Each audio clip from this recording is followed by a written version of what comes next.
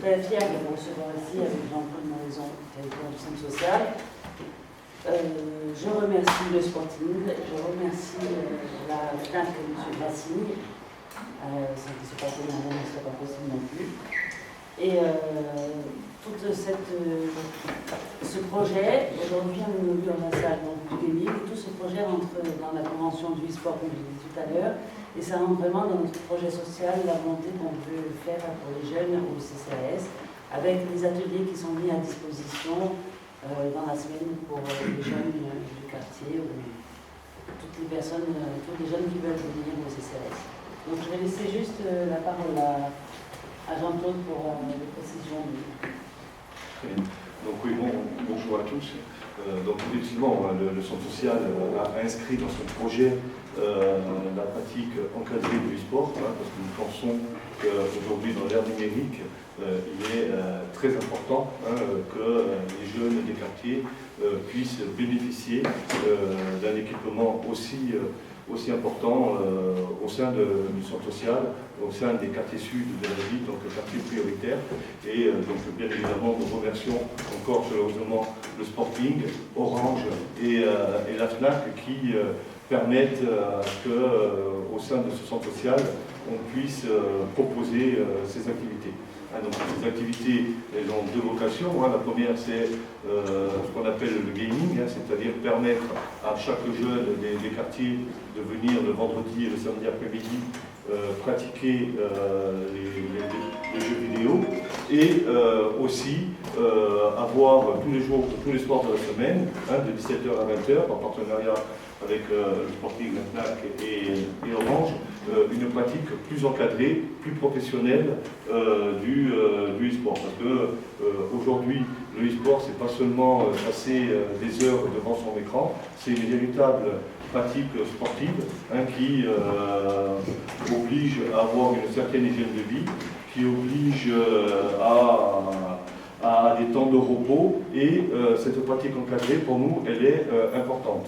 Et donc c'est aussi, on a tenu à ce que cette pratique se fasse au sein du centre social, parce que nous, ce que nous voulons, c'est que le centre social soit un acteur de lien social. C'est-à-dire que plutôt que les jeunes restent chez eux à jouer en réseau sur leur jeu vidéo, c'est-à-dire qu'ils viennent ici, qui pratiquent ce sport, mais en plus rencontrent du monde.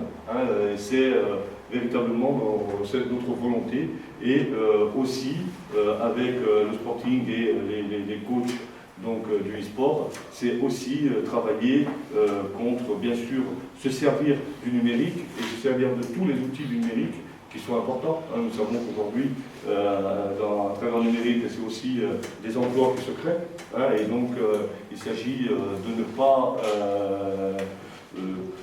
stigmatiser cette révolution qui existe, qui est là, et heureusement qu'elle est là, mais elle a aussi des dangers, elle a aussi des effets pervers. Et notre volonté éducative, c'est bien sûr de se servir du numérique dans tous ses atouts, mais aussi faire de la prévention sur tout ce qui peut être dangereux pour les jeunes. Et c'est pour ça qu'on trouve qu'au sein du centre social, cette pratique sportive a toute sa place. Et encore une fois, nous sommes heureux de pouvoir bénéficier d'un tel équipement au service des jeunes des quartiers. Je vous remercie.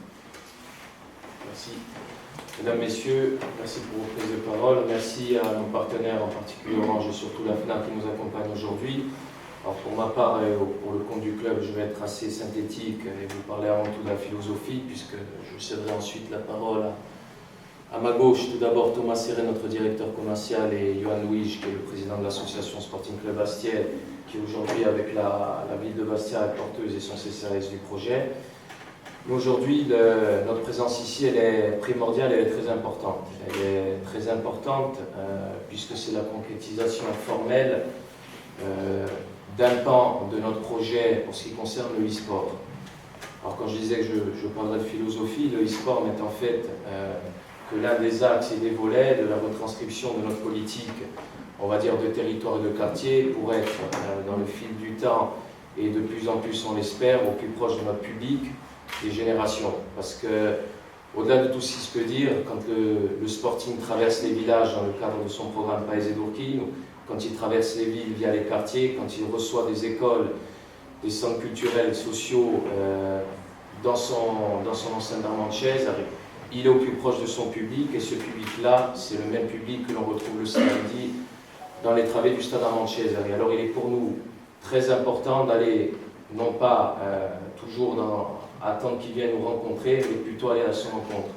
Donc c'est pour ça qu'on est très heureux d'inaugurer cette première Gaming Room ici à Bastia et on espère que ce programme-là se développera. J'accueille favorablement les paroles de monsieur le directeur justement à ce propos au niveau de l'éducation parce que quand on a lancé cette section e-sport, maintenant de mémoire il me semble en janvier 2020, pardon, avant le Covid, on avait parlé au-delà du e-sport d'éducation. Et les gens ne comprenaient pas trop parce que, voilà, aujourd'hui le e-sport était en pleine émergence et en allant là-dessus, voilà, le e-sport présentait quelque part tous les méfaits peut-être aussi de la société quand on ne connaît pas. Et donc nous, on voulait parler d'éducation, c'est-à-dire aller chercher nos jeunes, leur mettre en face des éducateurs, des entraîneurs, si on peut appeler ça aussi ainsi, spécialisés et formés, de sorte à pouvoir les accompagner. Et c'est l'essence même de notre projet, de pouvoir maîtriser la chaîne de A à Z, de sorte, encore une fois, à pouvoir la maîtriser, c'est-à-dire les accompagner au quotidien et les éduquer à la pratique du sport, de sorte à mettre tout ce qui est néfaste de côté. Voilà ce que j'avais pour ma part à vous dire. Je vous remercie encore toutes et tous. J'aimerais peut-être pour finir sur le club la parole à M. Ivan-Louis qui lui aura un langage beaucoup plus technique, avant bien entendu que notre partenaire puisse apprendre également peut-être pour conclure. Merci beaucoup. Bonjour à tout le monde. Pour nous, c'est important dans notre volet qu'on a créé la SIC il y a maintenant 3 ans. On a aussi incorporé un volet social important, c'est pour ça qu'on s'attelle beaucoup à vouloir travailler avec la mairie de Bastia pour développer, pour aller à l'encontre des quartiers prioritaires. Aujourd'hui, avec notre pratique d'e-sport, pour nous aussi, le développement numérique, c'est très important. Ça nous permet aussi de proposer aux jeunes de toucher entre guillemets un peu au monde professionnel, qui ne jouent pas forcément au foot, qui sont à la peine du Bastia, d'être accompagnés dans leur pratique d'e-sport, dans le sommeil, dans la nutrition, dans la préparation mentale, et permettre donc de découvrir un différent volet du monde professionnel. Et nous avons déjà des joueurs qui sont de haut niveau en Corse. Nous espérons qu'il y en aura d'autres qui pourront émerger. Et cette gaming room va permettre, entre le lien social mentionné par M. le directeur, par M. Negroni, ça va nous permettre vraiment d'amener le Sporting, qui n'est pas qu'un club du samedi 19h au stade, mais un club de tous les jours.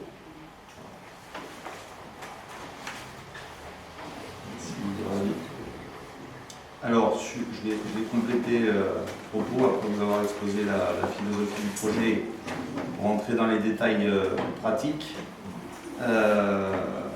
Il sera donc possible, à partir de fin de semaine, d'adhérer à la Gaming Room pour tous les jeunes de Bastia et des environs de Bastia qui souhaitent le faire, et de pouvoir accéder donc tous les jours, le lundi, mardi, jeudi, vendredi, à la Gaming Room de 17h à 20h. Donc ce sera un peu sur le même principe qu'une licence sportive, un abonnement qui donnera accès à la Gaming Room toute l'année sur ces 4 jours, toute l'année et tous les mois, avec 2 éléments essentiels. Premièrement, la possibilité de participer à des compétitions sur différents jeux, bien sûr FIFA, mais on va aussi introduire d'autres jeux, notamment Rocket League, Hearthstone ou League of Legends progressivement pour pouvoir permettre une pratique la plus large possible.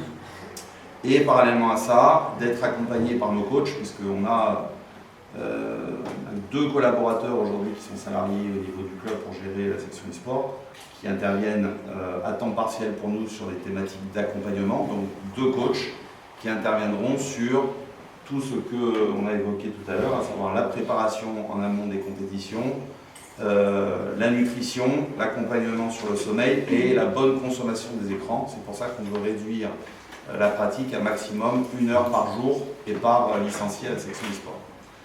Donc ça viendra compléter effectivement notre dispositif d'initiation gaming qui est en place avec le centre social depuis l'an dernier, puisqu'on a tous les mercredis après-midi et samedis après-midi ouvert des ateliers de découverte du gaming que l'on va densifier cette année avec l'accès là aussi à différents jeux. L'an dernier on travaillait principalement sur FIFA et là aussi dans l'évolution de notre politique on va élargir sur d'autres jeux pour permettre une pratique la plus large possible.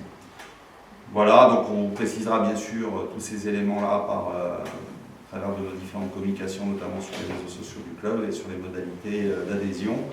Et on remercie encore chaleureusement nos partenaires, la FNAC de Fouriane et Orange, qui ont fait un gros travail pour qu'on puisse lancer ce projet. Donc je passe la parole à Romain, en particulier, qui nous a accompagnés sur ce sujet. Merci Thomas. Alors je serai succinct. Moi je voudrais d'abord remercier le Sporting parce qu'ils sont sollicités pour ce projet. C'est un projet qui était déjà bien ficelé. Hein. Ils avaient pris la mesure bien en amont de la problématique et j'ai bien évidemment de suite adhéré à cette idéologie et à ce nouveau paradigme qui est associé au Sporting et aux fondamentaux du football tel qu'on le connaît ici et qu'on le vit notamment actuellement avec les événements sportifs. Et donc voilà, merci beaucoup. On a le magasin de la FNAC de Fouriane a mis à disposition un matériel, je dirais, de grande qualité. On a essayé d'être de mettre un maximum de produits de grande qualité disponibles pour les jeunes, avec des PC, des consoles, des casques et beaucoup d'accessoires, des bureaux, pour qu'ils puissent être dans les conditions les plus favorables possibles à la découverte de ce secteur, de ce nouveau secteur émergent, et pour que également le CCAS et le centre social, l'association, pourront mettre bien évidemment en exergue tous les avantages également en plébiscitant le travail qui est fait dans le montage des jeux, dans la création, mais également dans l'emploi qui est induit par toute cette nouvelle activité du XXIe siècle. Donc, merci encore, merci à tous les partenaires de m'avoir convié. Et j'espère que c'est le début d'une belle aventure, tant pour le Sporting, pour le e-sport, pour la mairie de Bastia et pour ce partenariat avec la FNAC de Fouriane que je représente. Donc merci beaucoup. On verra comment ça se passe dans les prochains jours, les prochains mois avec ces jeunes. Voilà. Merci beaucoup. Merci. On peut faire une photo de ça. Oui. Est-ce qu'il y a des questions? Est-ce que Philippe Donc, ça vient compléter le dispositif que vous avez mis en place avec les initiations que vous aviez présentées l'année dernière. Tout à fait. Donc ça va prendre beaucoup plus de volume. C'est ce qu'on avait prévu l'année dernière, déjà on avait signé la convention. On avait prévu l'année dernière au mois de juin de faire vers ce projet-là. Aujourd'hui, au Sporting, ça représente combien de licenciés, de pratiquants d'e-sport? Aujourd'hui, on n'a pas de licenciés. On va justement lancer avec le des système d'abonnement. déjà. On a des compétiteurs, on a 20 joueurs en fait aujourd'hui sous contrat avec nous sur 4 scènes différentes, donc FIFA, Rocket League, Hearthstone et prochainement League of Legends. Mais on n'a pas de licenciés. En fait aujourd'hui, Quand tu dis joueurs sous contrat, ça veut dire quoi? c'est-à-dire qu'ils représentent le Sporting Club Bastia, ce ne sont pas des joueurs professionnels, hein, ce sont des joueurs amateurs que l'on accompagne dans leur pratique. On finance essentiellement leurs frais de déplacement pour participer aux compétitions qui sont organisées sur le continent. Mais il n'y a pas de statut aujourd'hui de joueur professionnel ou licencié Sporting Club de Bastia au sens propre du terme. Les ateliers socio-éducatifs sont totalement gratuits et ouverts, c'est-à-dire qu'aujourd'hui, sur invitation du centre social, tout le monde peut venir participer les mercredis après-midi et samedis après-midi aux activités de découverte du gaming. Et le système que l'on a mis en place sur cette gaming room, justement, c'est le fait de passer d'une pratique loisir à une pratique compétitive, et donc, pour le coup, d'adhérer et de disposer d'une licence. On peut je dirais, faire la comparaison d'une licence pour pouvoir participer aux entraînements et préparer au mieux les compétitions, comme ça peut être le cas dans une association sportive traditionnelle. Au sein du centre, ça représente combien de jeunes qui viennent à peu près? Vous avez le chiffre à peu près? Voilà, pour l'instant, si on compte ceux qui vont participer des précédentes activités, ça sera environ une cinquantaine de jeunes. Mais on espère bien sûr, avec le matériel mis à disposition et les créneaux que nous avons proposés, avoir davantage de jeunes, parce que c'est vraiment un projet important pour nous. Ça veut dire quel âge? C'est les jeunes, c'est surtout les ados, c'est de 12 à 20 ans. Et on espère aussi augmenter la tranche d'âge. Il y a ça, mais je voulais aussi rajouter sur le projet du centre social, il y a bien sûr le gaming, il y a bien sûr les activités qu'on propose, mais nous pensons que le numérique, c'est vraiment quelque chose d'important et qu'il faut apprendre à maîtriser. C'est pour ça que nous sommes aussi ouverts, nous l'avons fait la semaine dernière et nous le referons encore des conférences sur ce thème. La semaine dernière, on a fait une conférence avec Corsi Casfer sur le numérique, les débouchés dans le numérique, les emplois créés, et ça c'est des choses que nous allons renouveler. Nous avons aussi un équipement important qui pourra permettre aussi des compétitions de e-sport dans la grande salle avec accueillir du public. Donc il y a vraiment à ce que ce numérique ne soit pas un facteur d'exclusion, mais un facteur d'inclusion. C'est vraiment la volonté que nous avons du centre social, c'est à travers le numérique saisir vraiment tous ces atouts pour favoriser la cohésion sociale, favoriser le lien social et les débouchés. Ne pas voir que les effets nocifs qu'on ne nie pas, c'est-à-dire cela on va les encadrer, mais vraiment tirer tous ces atouts-là à travers donc, les conférences, les compétitions et les activités. C'est vraiment notre philosophie et notre volonté. Thomas, et vos joueurs sont plus âgés quand même, sur ce contrat? Est-ce que c'est des jeunes aussi? On a majoritairement des jeunes. On a beaucoup d'étudiants. Beaucoup d'étudiants qui, en complément de leur parcours scolaire, participent à des compétitions sur différents jeux, principalement aujourd'hui sur Hearthstone, parce que historiquement, pour faire le rappel, la section e-sport est née du rapprochement avec l'association Unity, qui était basée à Bastia, qui était présidée par M. Gomez. On s'est donc associé avec lui et on a lancé la section e-sport au début sur le jeu Hearthstone, avec réussite, puisqu'on a eu notamment 2 joueurs qui ont performé au plus haut niveau, alors qu'ils étaient sous statut amateur. Et c'est vraiment l'ADN du projet, c'est-à-dire qu'on veut plus être révélateur de talents, de jeunes talents dans l'univers du e-sport et leur permettre derrière de rejoindre des structures professionnelles une fois qu'on leur a permis leur éclosion au travers de notre projet.